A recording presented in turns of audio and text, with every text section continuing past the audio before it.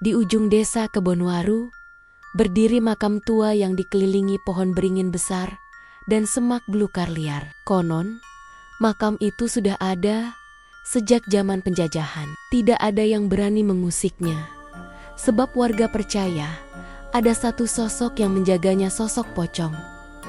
Di vault teks makam itu tidak pernah sepi dari cerita mistis. Kadang terdengar suara langkah kaki di malam hari, atau bau anyir menyengat tanpa sebab. Tapi yang paling ditakuti adalah kemunculan pocong penjaga itu sendiri tinggi. Wajahnya tak terlihat jelas karena terbungkus kain kafan kotor, dan matanya hanya 2 lubang hitam kosong. Konon, ia akan muncul jika ada yang mengganggu makam.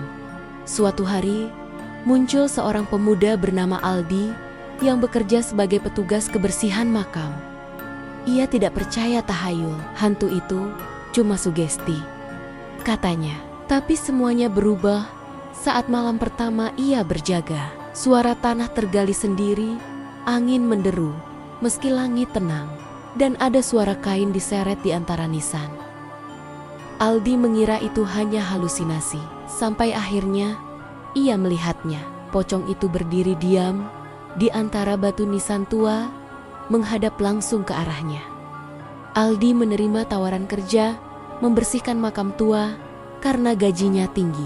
Tugasnya sederhana: datang setiap sore, menyapu daun, dan menjaga makam semalaman. Warga bilang, jangan macam-macam, cukup bersihkan dan pulang pagi. Tapi Aldi malah penasaran dengan cerita horor yang menyelimuti tempat itu. Malam pertamanya sepi, hanya suara jangkrik dan sesekali angin menerpa daun kering. Ia duduk di bangku kecil dekat gerbang makam sambil memainkan ponselnya. Tiba-tiba lampu minyak yang ia bawa padam sendiri. Angin bertiup kencang. Aldi menyalakan senter, tapi senter itu berkedip-kedip seolah hendak mati. Saat itulah ia mendengar suara aneh. Bukan hewan, seperti suara kain diseret di tanah. Aldi menoleh. Tidak ada apa-apa. Tapi ketika ia kembali duduk, ia melihatnya dari kejauhan. Di tengah makam, sebuah sosok putih berdiri diam. Tak bergerak, tak bersuara, tapi jelas melihat ke arahnya. Aldi membeku, keringat dingin mengucur. Ia menelan ludah, mencoba berdiri, tapi lututnya lemas. Sosok itu mulai melayang perlahan ke arahnya. Aldi terpaku. Sosok pocong itu melayang mendekat, perlahan namun pasti. Nafasnya tercekat, dadanya sesak. Ia ingin berteriak, tapi tenggorokannya terkunci. Lampu senter jatuh dari tangannya dan mati seketika, menyisakan kegelapan pekat yang mencekam. Suara gesekan kain kafan itu semakin dekat. Lalu, hening, tak ada angin, tak ada suara. Aldi memberanikan diri menoleh ke depan. Kosong. Sosok itu menghilang begitu saja. Tapi tiba-tiba dari belakangnya terdengar suara berat berdesah. Dengan panik, Aldi berbalik. Pocong itu berdiri tepat di belakangnya. Kain kafannya kumal, compang-camping, dan basah darah. Dari sela lipatan kain di wajahnya, tampak 2 lubang hitam yang dalam tatapan tanpa jiwa. Aldi menjerit dan berlari tanpa arah, menabrak nisan dan semak. Ia tersandung dan jatuh menelungkup. Saat hendak bangun, tangannya menyentuh sesuatu, lembek dan basah. Ia melihat ke bawah dan menemukan potongan kain kafan, berlumur darah segar. Aldi menggigil. Ia tahu ini bukan mimpi. Ia benar-benar telah melihatnya. Ketika pagi datang, ia sudah berada di pinggir jalan desa. Bajunya sobek, wajahnya pucat pasi. Warga yang melihatnya gempar, dan saat ditanya, Aldi hanya berkata dengan suara gemetar, Dia menatapku. Pocong itu penjaga makam." Tapi semuanya baru permulaan. Sosok itu belum selesai dengannya. Pocong itu telah menandainya. Sejak malam itu, Aldi jatuh sakit. Badannya panas dingin, matanya selalu terlihat lelah. Dan ia kerap terbangun tengah malam dengan tubuh gemetar. Ibunya yang tinggal bersamanya pun mulai khawatir. Tapi Aldi tak pernah mau cerita detail. Ia hanya bilang, "Aku diganggu." Suatu malam, Aldi terbangun dengan keringat membasahi seluruh tubuhnya. Di dinding kamarnya, terlihat bekas telapak tangan berlendir. Ia menyalakan lampu, tapi bekas itu menghilang seketika. Jantungnya berdegup kencang. Ia menoleh ke arah jendela. Dan di luar, sosok itu berdiri pocong yang sama, menatap dari balik kaca.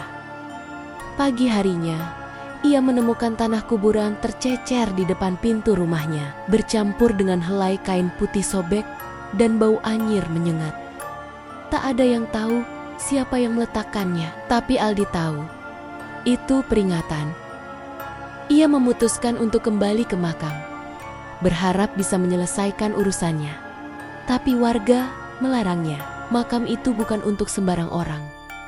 Ada yang menjaganya, dan jika kau sudah melihatnya, dia akan terus mengikutimu sampai kau kembali. Namun, Aldi nekat. Saat sore menjelang malam, ia datang seorang diri ke makam tua. Langit mendung, dan angin bertiup dingin menusuk tulang. Suara burung gagak terdengar dari kejauhan.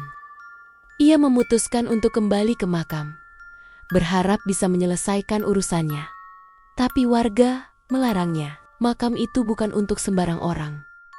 Ada yang menjaganya, dan jika kau sudah melihatnya, dia akan terus mengikutimu sampai kau kembali. Namun, Aldi nekat. Saat sore menjelang malam, ia datang seorang diri ke makam tua. Langit mendung, dan angin bertiup dingin menusuk tulang. Suara burung gagak terdengar dari kejauhan.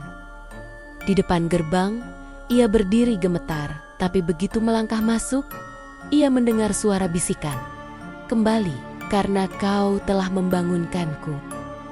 Langkah Aldi gontai, menapaki jalan setapak di antara makam. Langit mulai gelap. Tak ada cahaya bulan, hanya sorot senter yang bergetar di tangannya. Angin mendesir pelan, membawa bau tanah basah dan bunga melati yang terlalu menyengat. Aldi berhenti di tengah kompleks makam, tempat ia pertama kali melihat pocong itu. Tiba-tiba tanah di dekat nisan tua bergoyang. Suara retakan halus terdengar, diikuti gundukan kecil yang membuncah dari bawah. Aldi mundur perlahan. Tanah itu bergerak, seperti sesuatu dari bawah sedang mendorong ke atas. Astagfirullah. Aldi memejamkan mata, tapi suara seseorang merintih membuatnya membuka mata lebar-lebar. Sebuah tangan putih pucat muncul dari balik gundukan tanah. Jemarinya kaku dan kotor, mencengkeram tanah seperti mencari jalan keluar dari kubur. Kemudian, kepala dibalut kain kafan muncul perlahan.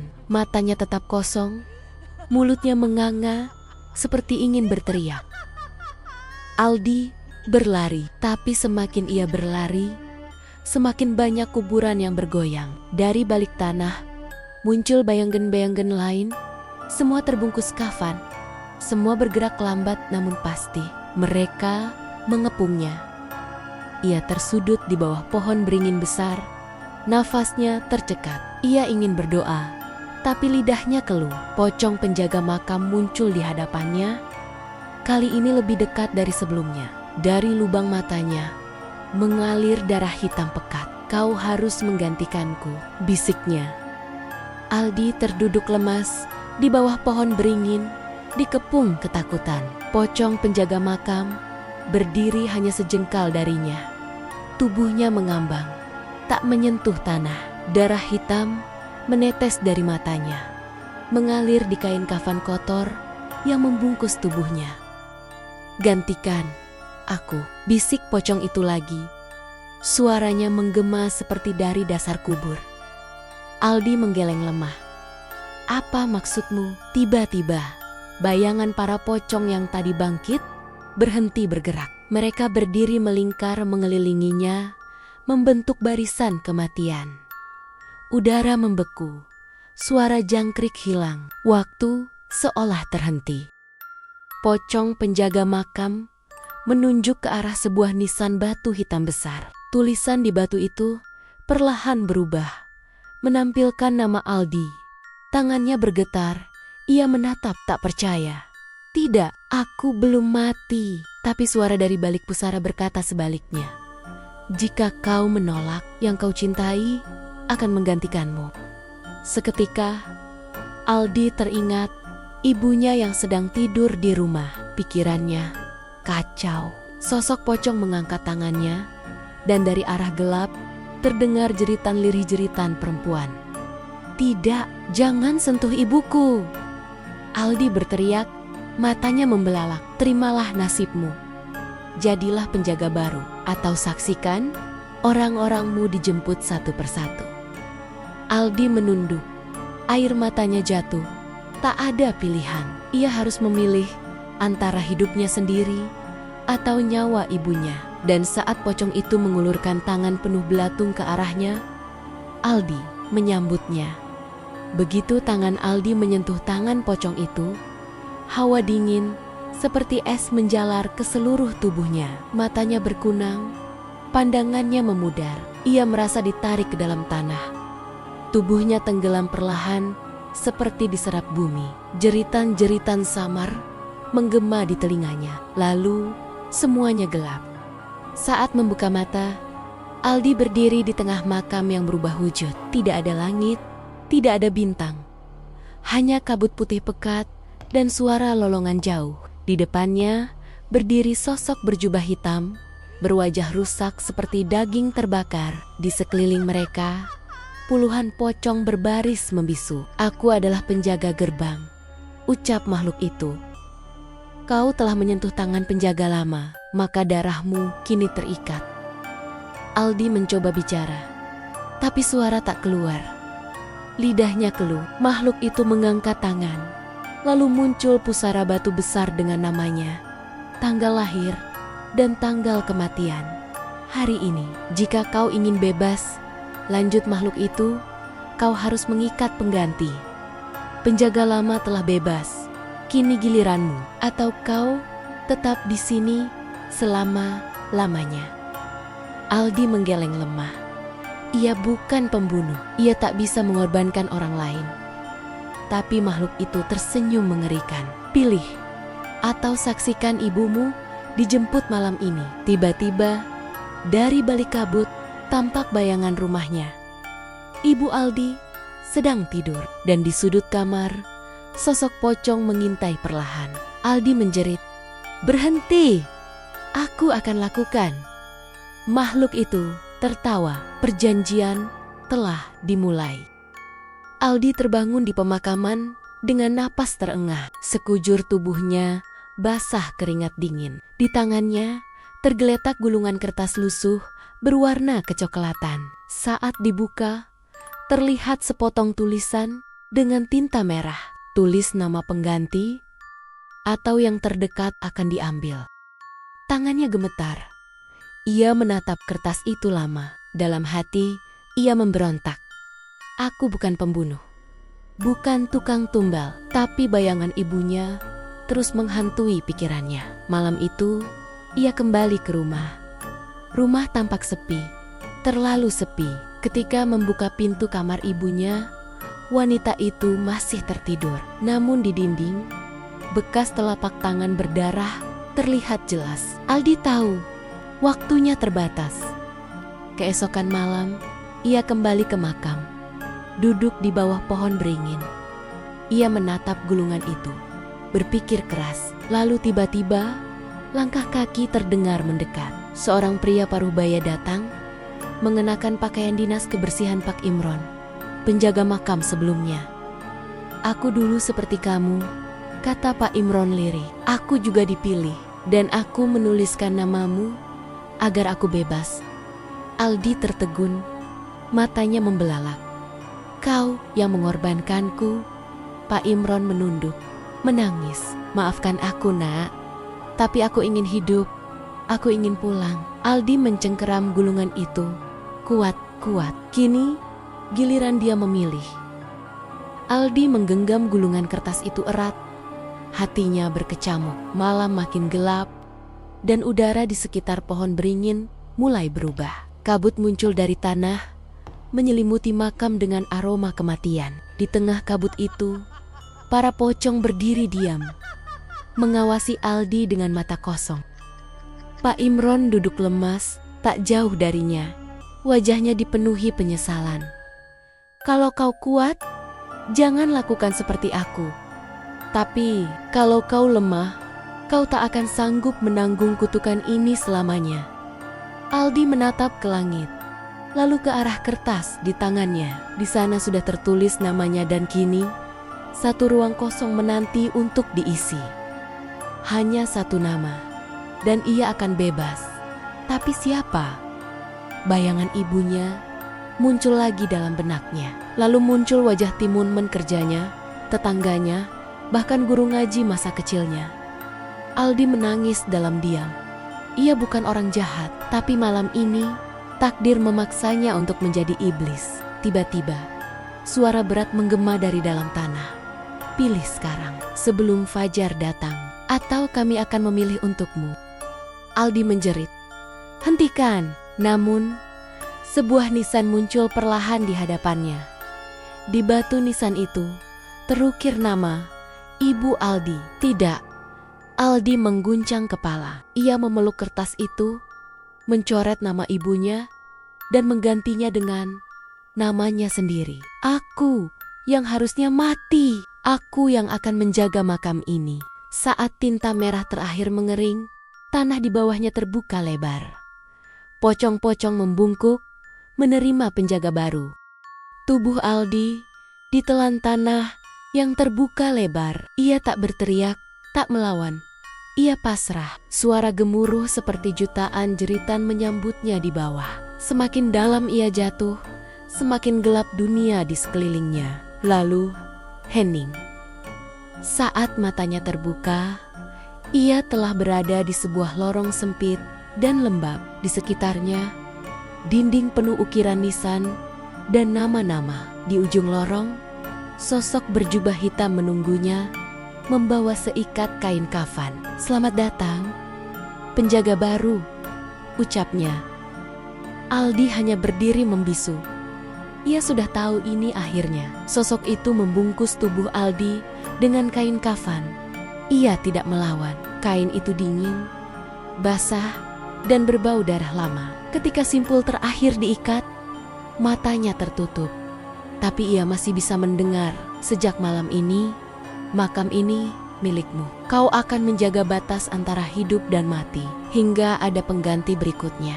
Dan begitu suara itu menghilang, Aldi terbangun. Ia sudah berdiri di tengah makam tua. Namun kini, ia tak lagi bernapas. Ia tak merasa lapar. Ia tak bisa bicara. Ia hanya bisa berdiri, diam, menjaga. Pocong lain telah kembali ke kubur masing-masing. Aldi berdiri sendirian. Kini, ia adalah bayangan di balik nisan. Sosok putih di antara kabut, penjaga yang akan menatap siapapun yang berani datang. Dari kejauhan, suara langkah kaki terdengar. Seseorang masuk ke area makam, dan Aldi, sang penjaga baru, membuka matanya. Langkah kaki itu terdengar semakin jelas. Seorang remaja dengan tas punggung besar masuk ke area pemakaman. Ia tampak kelelahan, lalu duduk di bawah pohon beringin. Remaja itu bernama Dika, siswa SMA yang sedang melakukan tugas dokumentasi sejarah makam. Tanpa tahu apapun, Dika menyalakan kamera dan mulai merekam. Ini adalah makam tua di ujung desa Kebonwaru, katanya si angker. Tiba-tiba, cuaca berubah. Angin bertiup dingin. Kamera Dika mendadak mati sendiri. Padahal baterai masih penuh. Ia berdiri panik, menoleh ke kiri dan kanan. Dan saat itulah ia melihatnya. Sosok putih berdiri di antara nisan, tak bergerak. Pocong itu tinggi. Tubuhnya kaku, wajahnya tak jelas. Namun satu hal yang pasti, sosok itu menatapnya. Deka Jemeta Auto. Astaga, siapa itu? Ia berlari ke arah gerbang, namun jalan yang tadi jelas kini diselimuti kabut tebal. Pohon-pohon bergoyang dan suara kain diseret kembali terdengar. Dika bersembunyi di balik batu nisan sambil menahan napas. Tapi saat ia menoleh, pocong itu sudah berdiri di belakangnya. Tangannya mengangkat, membawa selembar kertas lusuh dengan tinta merah. Gulungan yang sama. Tuliskan namamu, atau kami yang akan menulisnya. Terdengar suara berat menggema. Dika menjerit ketakutan, tapi pocong itu hanya diam. Menunggu. Sama seperti dulu, Aldi pun pernah menunggu. Kini, siklusnya akan berulang. Dika memandangi kertas lusuh itu dengan tangan gemetar. Tulisan merah di sana tampak seperti darah segar, bergerak-gerak sendiri seolah hidup. Ia mencoba melemparkannya, tapi kertas itu tetap menempel di tangannya. "Kenapa aku?" gumamnya, panik. Suara berat menjawab dari segala arah. "Karena kau datang, karena kau melihat, dan karena penjaga butuh penerus." Dika mencoba lari, namun sekelilingnya berubah menjadi labirin nisan tua. Kemanapun ia berlari, ia selalu kembali ke titik awal di bawah pohon beringin. Tempat pocong penjaga berdiri diam, menunggu. Dari balik kabut, pocong lain mulai bermunculan. Mereka mengitari Dika. Udara semakin dingin dan jantungnya berdetak liar. Lalu sosok itu bergerak maju penjaga makam. Pocong yang tinggi dan diam. Kini wajahnya mulai terlihat di balik kain kafan. Dan Dika terpaku. Itu wajah Aldi. Namun matanya kosong. Tak ada nyawa. Aldi bukan lagi manusia. Ia adalah bagian dari siklus kematian, penjaga yang sudah tak punya pilihan. Dika merangkak mundur, air mata jatuh. "Aku tak mau, aku belum siap mati." Tapi kertas itu mulai menulis sendiri. Tinta merah menuliskan nama, Dika Ramadan. Tiba-tiba, tanah di bawahnya retak. Tangan-tangan pucat keluar dari bumi, menarik tubuhnya ke bawah. Jeritan Dika menggema, lalu hening. Pocong Aldi menghilang perlahan. Tugasnya telah selesai. Dan di dalam tanah, sosok baru mulai dibungkus kain kafan. Pagi itu, warga desa Kebonwaru geger. Seorang siswa ditemukan tak bernyawa di kompleks makam tua. Tubuhnya kaku, wajahnya membiru, dan di tangannya tergenggam erat secari kertas lusuh berlumur darah. Namanya Dika Ramadan. Tak ada luka, tak ada bekas kekerasan. Tapi warga tahu, makam itu telah mengambil korban lagi. Dan setiap kali ada yang mati di sana, pohon beringin di tengah makam menjatuhkan satu daun merah tua pertanda lahirnya penjaga baru.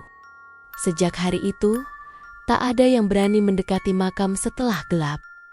Konon, ada sosok putih tinggi berdiri diam di antara nisan. Ia tak pernah bergerak, tapi matanya mengawasi. Siapapun yang datang tanpa izin akan dihadapkan pada pilihan yang sama. Tuliskan nama pengganti, atau kau yang terikat.